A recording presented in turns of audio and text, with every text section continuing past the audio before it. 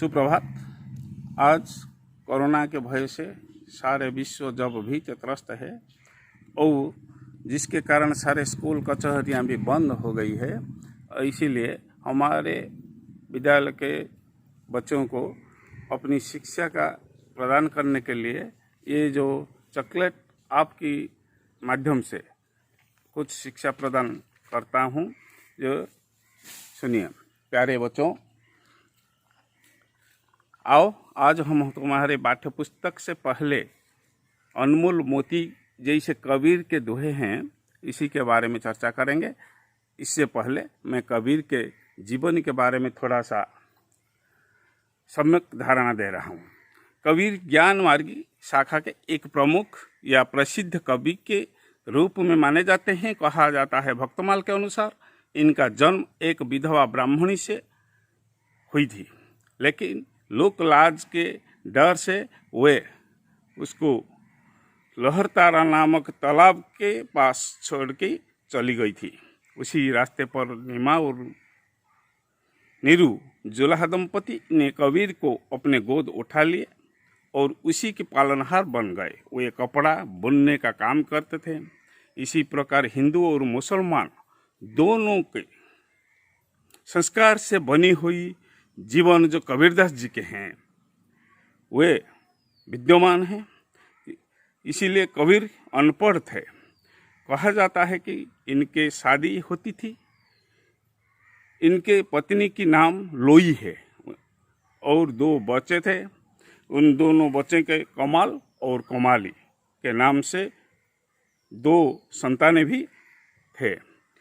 इनके गुरु रामानंद थे। इनकी देहांत 1495 ईस्वी में महानगर में हुई थी। आइए हमें फिर चर्चा करेंगे उनके साहित्य कला की दृष्टि से कैसी है। जो बीजक ग्रंथ है, उसी बीजक ग्रंथ कबीर जी के सारे कृतियाँ बीजक नामक ग्रंथ से लिपिबद्ध है। इसी ग्रंथ को 3 भाग में विभक्त किया गया है, जो है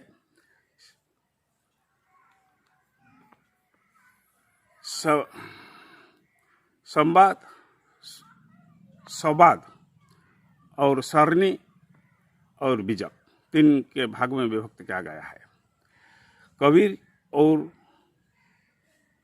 के काव्य का विषय कृतियों सामाजिक एवं धार्मिक बुराइयों का खंडन करते थे। उन्होंने समाज में फैली हुए ढोंग, आडंबरी, जाति, पति और भेदभाव, छुआछूत, इसी पर कड़े प्रहार करते थे। इसलिए वो अपने दोहों में कहते हैं कि जाति न पूछो साधु की, पूछ लीजिए ज्ञान पड़ा रहा है, पूछ लीजिए ज्ञान मोल करो तलवार का पड़ा रहा दो म्यान। फिर कबीर जी ने ईश्वर प्राप्ति के लिए गुरु के आवश्यकता पर बल देते हैं। वे गुरु को गोविंद से भी बड़ा मानते हैं। इसीलिए वे कहते हैं गुरु गोविंद दो खड़े काके लागू पाए, बलिहरि गुरु अपनी जी न गोविंद दियो मिलाए।